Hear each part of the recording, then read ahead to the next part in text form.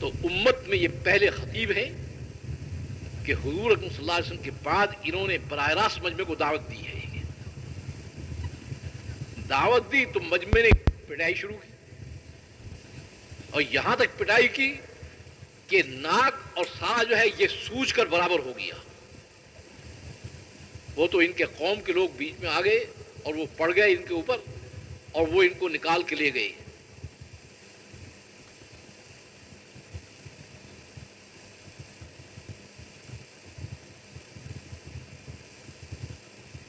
اس کے بعد قوم نے کیا کہا کہ ہم کہاں تک پورے عرب سے لڑ سکتے ہیں اور وہ کر سکتے ہیں, اس لیے آپ جو ہے بس حضرت محمد صلی اللہ علیہ وسلم کا ساتھ چھوڑ دیں. تو بے ہوشی سے جب ہوش آیا تو پہلی بات یہ تھی کہ حضرت محمد صلی اللہ علیہ وسلم کے پاس لے چلو اور اپنے کام کو اس طرح سے لیا کہ جان جائے لیکن کام نہ جائے. یہ میں اس لیے عرض کر رہا ہوں کہ اس اللہ تعالیٰ کام جو اس سے لیتے ہیں وہ کس سے لیتے ہیں؟ نبی کی صفت بیان کی ہے لعلک باخع نفسک علی آثارہم, گویا آپ اپنی جان کو کھو دیں گے.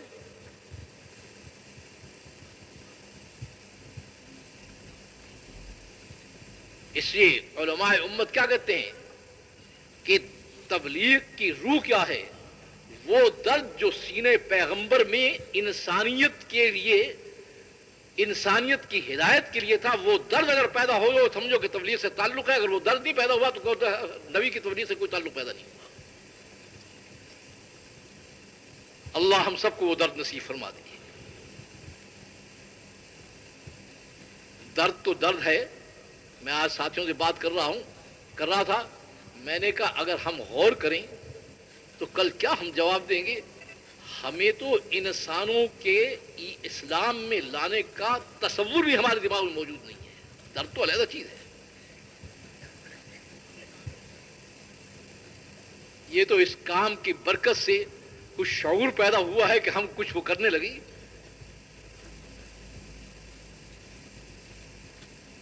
اور میں یہ عرض کر رہا تھا, میں نے کہا بھائی بہت مشکل کل کو جواب دہی معلوم ہو رہی ہے کہ ذہن میں یہ تھا کہ کافر تو اسلام کے قریب آنے کو تیار نہیں. ماشاءاللہ آپ لوگ گئے, آپ کی جماعتیں گئیں تو پتہ نہیں کتنی جگہ ایسا ہوا آپ نے ان کو دعوت نہیں دی, لیکن کتنی ایسا کیسے ہوا کہ آپ کو دیکھ ہی کر وہ لوگ اسلام میں آ گئے. کل کو ہم کیا جواب دیں گے اللہ تعالیٰ کو کہ میری مخلوق جو ہے میرے دین کے لیے ترستی تھی اور تم اپنے گھروں میں سو رہے تھے اور آرام کر رہے تھے؟ کیا بنے گا ہمارا؟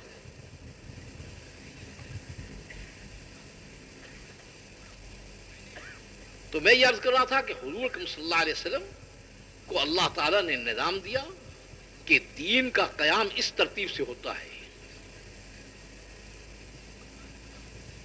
دین کے قیام کا نظام یہ ہے, اس کی ترتیب بتائی. اس لیے میں عرض کیا کرتا ہوں کہ تاریخ انسانی میں کبھی کوئی امت نبی کی محنت کے علاوہ دین پر آ گئی ہو, حکومت کے قانون بنانے سے یا مارشل لا لگانے سے یا کسی اور ترتیب کو اختیار کرنے سے, کوئی ایک مثال پوری تاریخ انسانی میں اگر آپ دے دیں کہ فلاں وقت ایسا ہوا ہے کہ امت دین پر آ گئی. جو معالطہ لگا ہے وہ کیا ہے؟ معالطہ جو لگا ہے وہ یہ ہے کہ دین تو صاحب دعوت نے کام کیا, پیچھے حکومتوں نے اس دین کو چلایا. خلافت دین قائم نہیں کر سکتی ہے. دین اگر چلا جائے تو اس کے بس کی بات نہیں ہے. یہ خلافت قائم شدہ دین کو چلا سکتی ہے.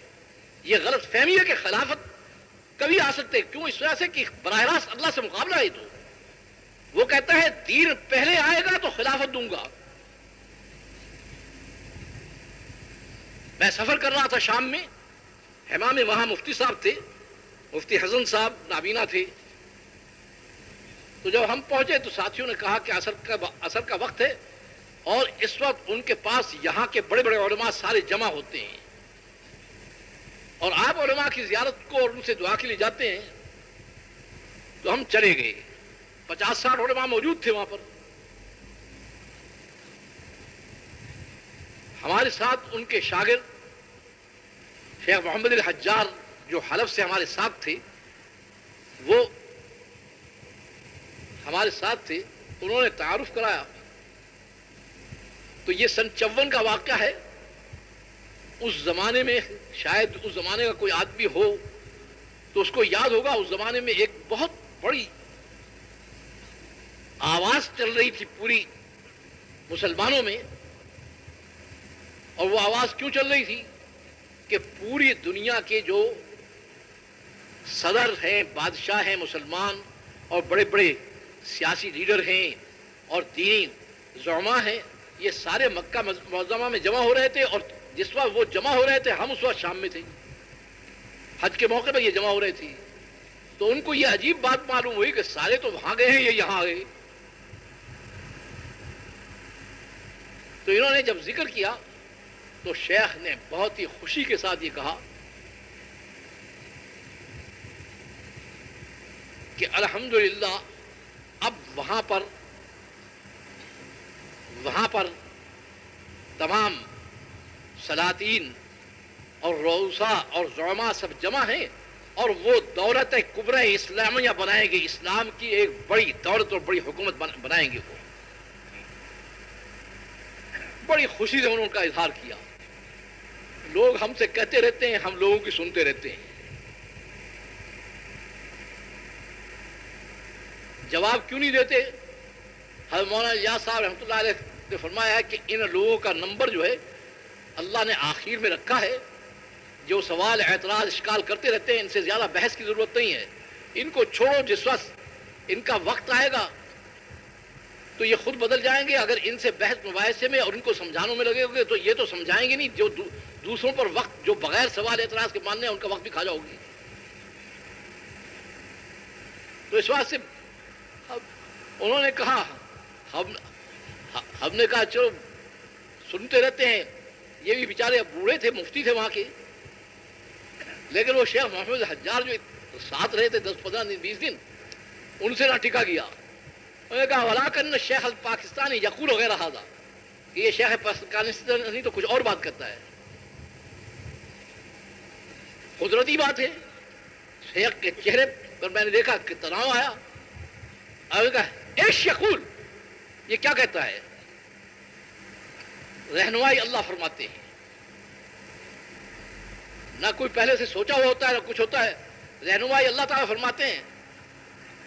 میری زبان سے ایک دم جملہ نکلا، بے وجود الدین وجود الخلافہ و بے ضعف الدین ضعفت الخلافہ و بے عدم الدین عدمت الخلافہ فإن كنتم تريدون مراجع الخلافہ فلا بد لكم من مراجعۃ الدین. کہ دین کے وجود پر خلافت دی گئی ہے. دین قائم کرنے کے لیے خلافت نہیں دی گئی، دین کے وجود پر خلافت دی گئی ہے. دین کے ضعف پر خلافت ضعیف ہو گئی ہے. دین کے چلے جانے پر خلافت واپس لے لی گئی ہے. خلافت کو اگر لانا چاہتے ہو تو پہلے دین کو لانا پڑے گا. اور میں نے آیت پڑھی وعد اللہ الذین آمنوا منکم وعملوا الصالحات یستخلفونہم فی الارض، کہ اللہ کیا کہتے ہیں کہ یہ میری نیابت ہے، یہ مفت نہیں بٹ رہی. پہلے اپنے آپ کو دین والا بناؤ، پھر میں انعام کے طور پر دوں گا. یہ محنت کی چیز نہیں ہے کہ انسان محنت کر کے اللہ سے کہہ دو، ایسی بات نہیں ہے یہ. تو یہ میں ان کی سلامتی کی بات کہتا ہوں کہ یا تو ان کے اندر اتنا جوش تھا، یا ان میں سے جو علماء تھے وہ کھڑے ہو گئے اور وہ کہنے لگے شیخ اتیت بالحق، تم حق کو لے کر آئے ہو اور تم نے قرآن کی آیت تلاوت کی ہے. بالکل صحیح بات ہے کہ یہ موعود ہے اور موعود مشروط ہے. یہ چیز جو ہے یہ مقصود نہیں ہے، محنت سے حاصل نہیں ہو سکتی، یہ اللہ کی طرف سے اس کا وعدہ کیا گیا ہے انعامی طور پر، اور وعدہ مشروط ہے حیات دین کے ساتھ.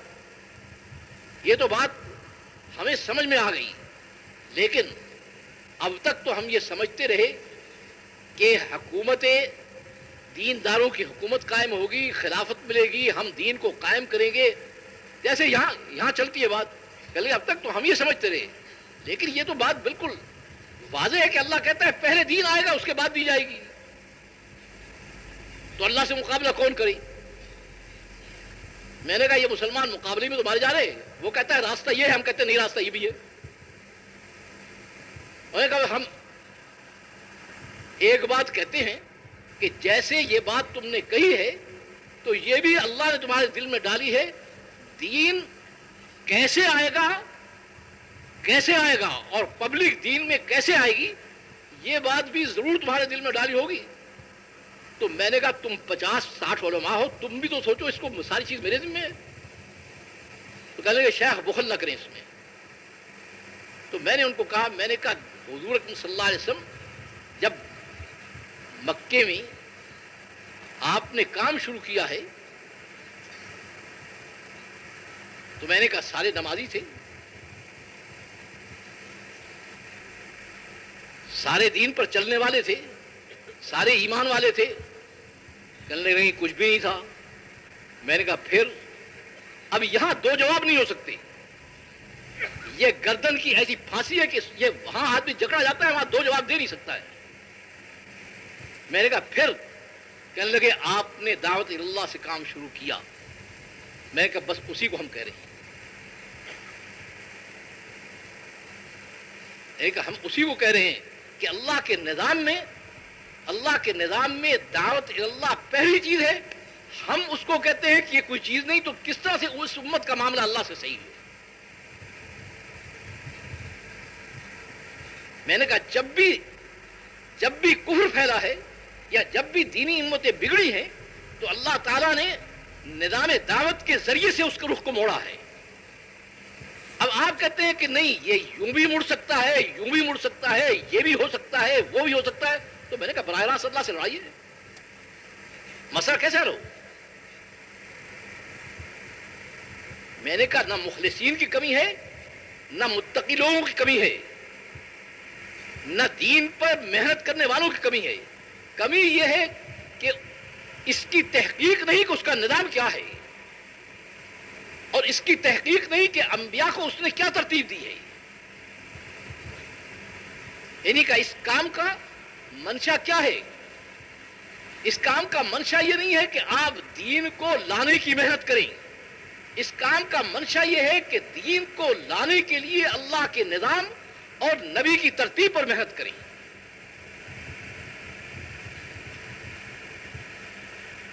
اس سے حضرت مولانا الیاس صاحب نے جب علماء کو شروع میں کام کرنے سے پہلے جب علماء کو جمع کیا تو کھل کر کہا کہ یہ ترتیب ہے، یہ نظام ہے، اس کام کو میں کرنا چاہتا ہوں. اور پہلے ہی میں بتا دیتا ہوں کہ اگر موجودہ زمانے کی دینی تحریکیں، دینی تنظیمیں جو چل رہی ہیں ان سے اس کا موازنہ کر کے دیکھو گے تو میں پہلے اقرار کرتا ہوں کہ میرا کام صفر ہے. لیکن اگر 1400 برس پیچھے چلے جاؤ گے تو اس کو اشباہ بمنہاج نبوہ پاؤ گے. نبوت کے طریق سے یہ سب سے زیادہ مشابہ طریقہ نظر آئے گا. اور میں یہ اس لیے آپ کے سامنے پیش کر رہا ہوں کہ میں نے ساری چیز اوپر سے لی ہے. میں صرف اتنا اطمینان چاہتا ہوں کہ اس میں میری نفسانیت تو شامل نہیں ہے. کوئی چیز ایسی تو نہیں جو نفسانیت کی ہو. تو سب نے تائید کی، لیکن اس میں بعض علماء نے کیا کہا، جو بات کی انہوں نے کہا 100% آپ کی ترتیب اوپر سے لی گئی ہے اور بالکل ہم اس پہ مطمئن ہیں، لیکن امت میں استعداد نہیں ہے. آپ کہتے ہیں کہ امت کو تیار کرنا ہے، اس کو امریکہ بھیجنا ہے، اس کو وہاں بھیجنا ہے، وہاں بھیجنا ہے. یہ امت مسجد میں نہیں آتی، یہ امت جائے گی وہاں پر. تو حضرت نے اس کے جواب میں فرمایا کہ یہ مسئلہ آپ کا اور میرا نہیں ہے، یہ مسئلہ اوپر والے کا ہے. جب وہ کام لینے پر آتا ہے تو قتل کے ارادے سے چلنے والے کو فاروق اعظم بنا دیتا ہے، نبی پر پتھر برسانے والے کو احد میں سیف اللہ بنا دیتا ہے. یہ اس کا کام ہے، وہ کام جس سے لینا چاہے لے لے. تو اس میں ایک چیز اضافہ کر رہا ہوں، جب وہ دیکھتا ہے کہ یہ میرے کام کو واقعی دل سے کرنا چاہتا ہے، تو اگر یہ بھاگنا بھی چاہتا ہے تو بھاگنے نہیں دیتا، کہتا ہے تجھ سے تو میں کام لے نہیں. اس لیے جتنی طلب دیکھیں گے بقدر طلب کے وہ کام لے گی، نہیں تو وہ بے نیاز ذات ہے. وہ تو صحابہ کرام کو کہہ دیا کہ اگر تم اپنے گھروں کو، اپنے بیٹوں کو، اپنی بیویوں کو، اپنے ماں باپ کو، اپنے وہ گھر جو آرام دہ ہیں اور اپنی تجارتوں کو محبوب سمجھتے ہو، تو میں تم سے کام لینے نہیں جاتا، تم جا کر انتظار کرو، میں اپنا کام خود کر لوں گا.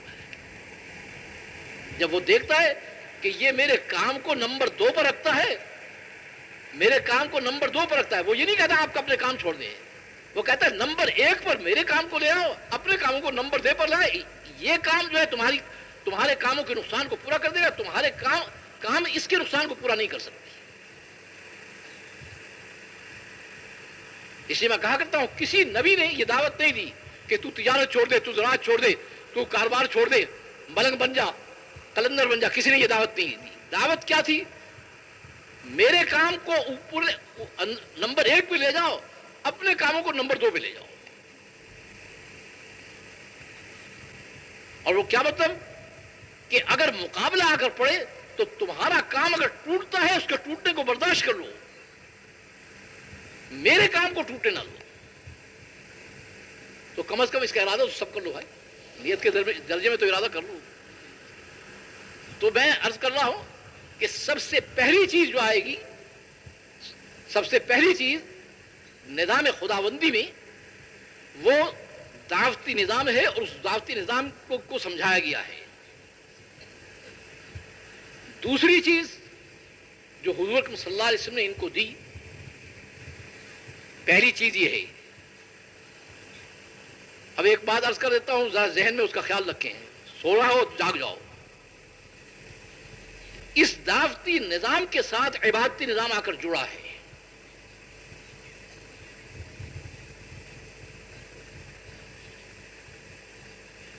یہ نہیں ہے کہ عبادتی نظام آ گیا ہے اور دینی نظام آ گیا ہے اور دین پر چلنے والے ہو گئے تو دعوت رک گئی ہو.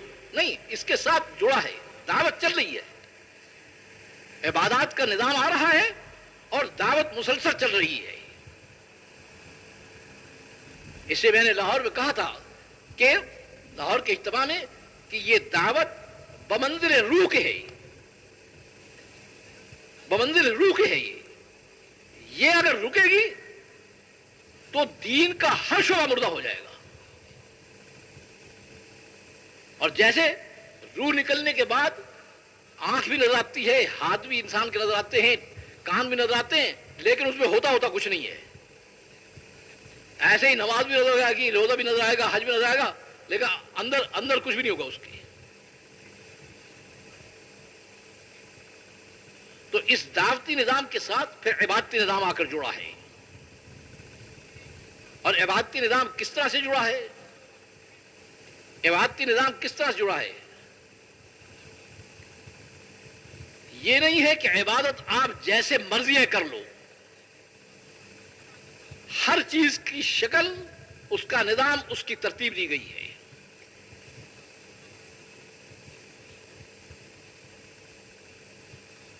اور یہ عبادتی نظام زندگی کے ہر شعبے پر شامل ہے.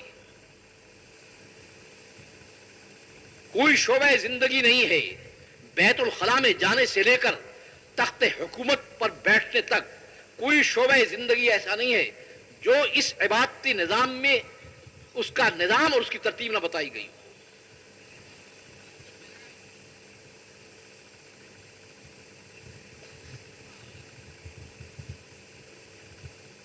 اب پورے ملک کا سیاسی نظام اور حکومتی نظام کیا بتایا گیا؟ ایک چیز میں سارا حل اللہ نے بتا دیا. اور وہ کیا چیز ہے؟ اگر آج اس پر آ جائیں اگر آج اس پر آ جائیں تو کوئی مسئلہ واقعی نہیں ہے. وہ حل کیا بتایا کہ پبلک کو ایمان و تقوی کی زندگی پر لے آؤ، اور جو حکومتی نظام کو چلانے والے ہیں وہ یہ طے کریں کہ سب سے گھٹیا زندگی گزاریں گی. ان کا گھر سب سے چھوٹا گھر ہوگا، ان کا کھانا پینا سب سے گھٹیا ہوگا، ان کا لباس پبلک پر پابندی نہیں لگائی بلکہ جو صاحب اقتدار ہیں ان کے اوپر پابندی لگائی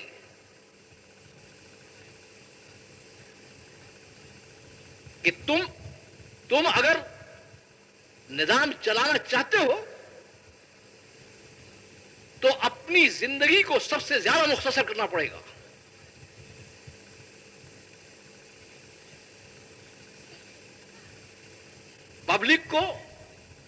پبلک کو ایمان و تقوی کی زندگی پر لے آؤ تاکہ اس کا رابطہ اوپر سے صحیح ہو،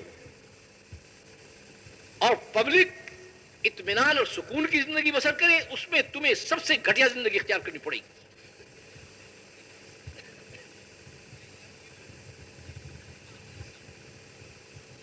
تو عبادتی نظام وہ بیت الخلاء میں جانے سے لے کر اور تخت حکومت تک بیٹھنے تک وہ سارا مکمل نظام موجود ہے. جو خرابی ہے وہ کیا ہے؟ خرابی یہ ہے کہ اللہ کے نظام کی تحقیق نہیں، نبی کی ترتیب کو اختیار نہیں کرنا چاہتے. دین ہے اللہ کا، کہتے ہیں جی ہم دینی زندگی لانا چاہتے ہیں. وہ دینی زندگی تو لانا چاہتے ہو، جس کا دین ہے اس سے تو پوچھو.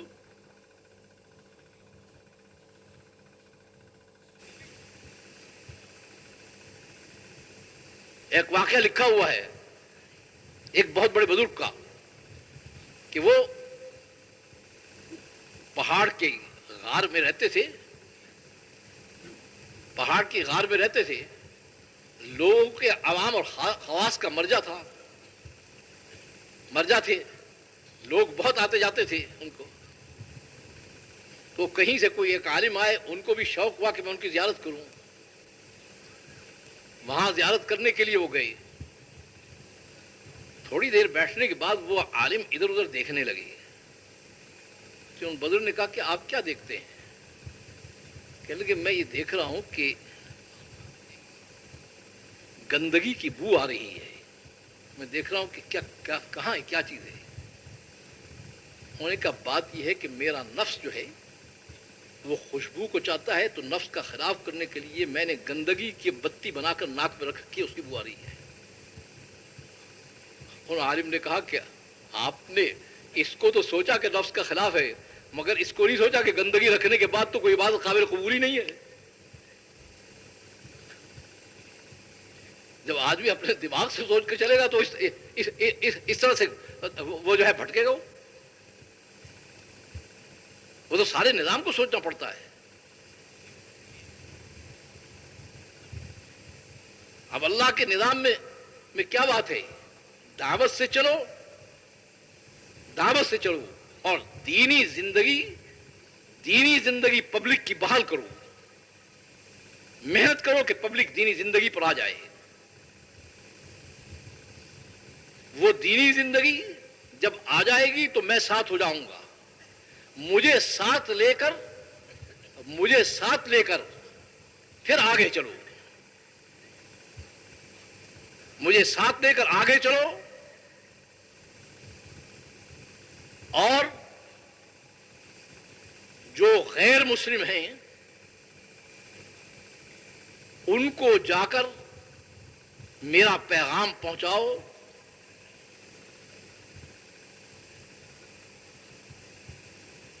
میرا ان کو پیغام پہنچاؤ.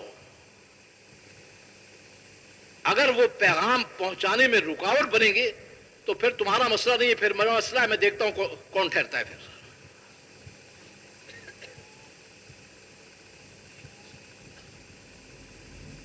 یہ آخری صدی ہجری کا واقعہ ہے، ہماری ساری کتابوں میں موجود ہے کہ یہ تمام نصارہ اور یہود اور سارے یہ سب کے سب جمع ہوئے رومۃ الکبریٰ میں. اور اس پر بحث ہوئی کہ یہ ایک تھوڑی سی جماعت ہے، تھوڑی سی جماعت ہے، نہ ان کے پاس سامان جنگ ہے، نہ کھانے پینے کا سامان ہے، ایسے ہی فقیر سے لوگ ہیں، لیکن ہماری منظم سے منظم اور بڑی سے بڑی فوج ان کے سامنے ٹھہرتی نہیں ہے، کیا قصہ کیا ہے یہ؟ اس پر بحث تھی۔ اور بحث کیوں تھی؟ کہ اگر صحابہ کرام کی ساری فوج کی تعداد جو مختلف مقامات پر روم اور فارس میں مقابلے پر آتی رہی ہے، ان کو جمع کیا جائے تو 60-70 ہزار سے زیادہ نہیں بنتے، کہیں 10,000 ہیں، کہیں 20,000 ہیں، کہیں 5,000 ہیں، کہیں 3,000 ہیں، ان کو جمع کر لیا جائے تو اس سے زیادہ نہیں بنتی۔ ان کے مقابلے میں جو فوج ان کی اتری ہے روم و فارس والوں کی، ان کو جمع کیا جائے تو وہ 60-70 لاکھ سے کم نہیں بنتے۔ تو جھگڑا یہ تھا کہ یہ اتنی مختصر سی جماعت، نہ اس کے پاس سامان حرب، ہماری منظم فوجیں، ہزاروں سال کی حکومتیں ہماری قائم، ہمارے پاس اتنا ساز و سامان، یہ ٹھہرتی کیوں نہیں ان کے مقابلے پر؟ تو انہوں نے وہ بات کہی جو آپ کے یہاں آج عام طور سے کی جاتی ہے کہ جی مسلمانوں میں اتحاد نہیں، وہ نہیں۔ انہوں نے بھی یہی کہا کہ ہمارے میں اتحاد نہیں، ہمارا یہ ہو گیا، ہمارا وہ ہو گیا۔ تو وہ پوپ کھڑا ہو گیا، اس نے کہا اس میں سے کوئی بات نہیں ہے، یہ جتنی باتیں تم کہہ رہے ہو ایسی بات کر رہے ہو، اس میں سے کوئی بات نہیں۔ جو اصل چیز ہے وہ میں بتا دیتا ہوں۔ اصل چیز یہ ہے کہ ان کا نبی اپنا جوہر ان کی طرف منتقل کر گیا ہے، لیس لہم ہم الدعوہ، دعوت اللہ کے علاوہ ان کا کوئی غم زندگی نہیں ہے، اسی کے لیے مرتے ہیں، اسی کے لیے جیتے ہیں۔ اور یہ دعوت دینے کی وجہ سے چونکہ اوپر کے سفیر ہیں، لہذا جو ان کے مقابلے میں آتا ہے وہ ان کا مقابلہ نہیں، وہ اوپر والا آ جاتا ہے مقابلے پر۔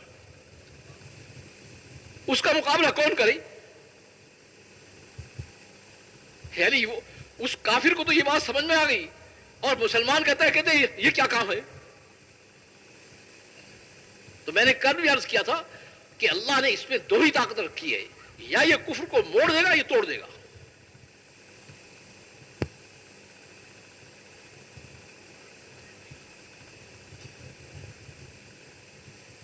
تو حضور اکرم صلی اللہ علیہ وسلم نے ان کو دعوت کا کام سکھایا اور پوری دینی زندگی ان کو دی۔ کتنی چیزیں ہو گئی؟ کتنی چیزیں ہو گئی؟ دعوت اور اپنی زندگی جس کو دین کہا جاتا ہے، یہ دونوں چیزیں ان کے پاس تھیں۔ جب یہ دنیا میں بھیجے گئے ہیں تو یہ دونوں چیزیں ان کے پاس تھیں، اور یہ اللہ کے نظام کو دیکھ کر چلتے تھے، اپنی رائے سے، اپنی عقل سے، اپنی سوچ سے نہ دعوت دین کا کام کرتے تھے، نہ دین پر چلتے تھے۔